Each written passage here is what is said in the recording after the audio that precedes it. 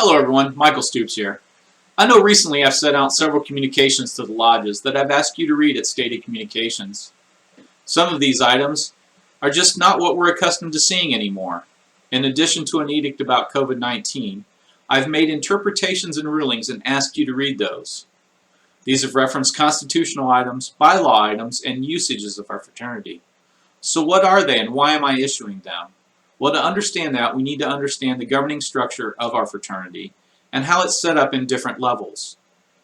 To make this easier to understand, I'll break it down into 8 levels: ritual, usages, landmarks, constitution, Grand Lodge bylaws, local lodge bylaws, edicts, and finally, the rulings, opinions, and interpretations of the Grand Master. So the first level of Masonic governance is our ritual. Some part of our ritual does have the weight of law. This is generally found in the obligations and charges. Nothing within any other law or regulation can force a Mason to go against his obligations or the charges he was given in the various degrees. The second level are the usages. Just like there is common law and statutory law in our society, Masonry has the same.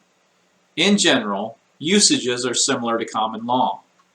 Usages are based on time-honored precedents and do not have to be formally written to have the weight of law. However, these usages can be revoked if provisions are made in our statutory law to revoke them. The third level are the landmarks. The foundational values of Masonic governance are our landmarks, and they cannot be changed.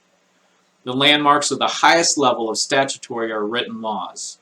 Here in Kansas, we've decided to make those the first part of our Constitution. The fourth level is the Constitution.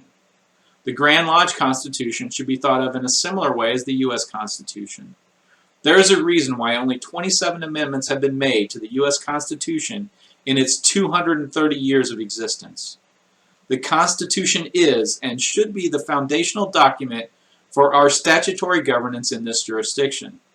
It grants authorities and powers while prohibiting the use of other authority and other power.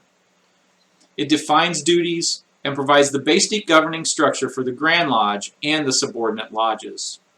The Constitution is generally the second highest level of statutory law in Masonry. Nothing within the Constitution should conflict with the landmarks, and if it does, then it's not enforceable. The fifth level are the Grand Lodge bylaws. Our Grand Lodge Constitution grants that we do have Grand Lodge bylaws. They are the additional supports and structures and the definitions to enact and carry out the Constitution's provisions. Nothing found within the bylaws should conflict with the Constitution, and if it does, then it's not enforceable. The sixth level are the local lodge bylaws. All local lodges should enact their own bylaws for the governance of their lodges. This is spelled out in our Constitution and is required. If a local lodge bylaw conflicts with the Constitution and the bylaws of the Grand Lodge, then it's not enforceable. The seventh level are the edicts of the Grand Master.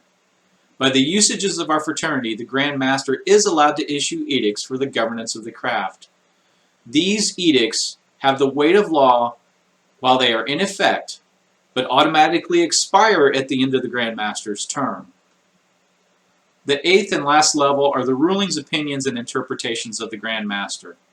Our Grand Lodge Constitution allows that the Grand Master can interpret Masonic law. These interpretations have the force of law, not only during his term, but extend beyond his term as Grand Master. This extension happens when the Grand Lodge approves such rulings, opinions, and interpretations during the annual communication when given as part of the Grand Master's annual address. They can expire if not approved, and they also can be altered by a future Grand Master.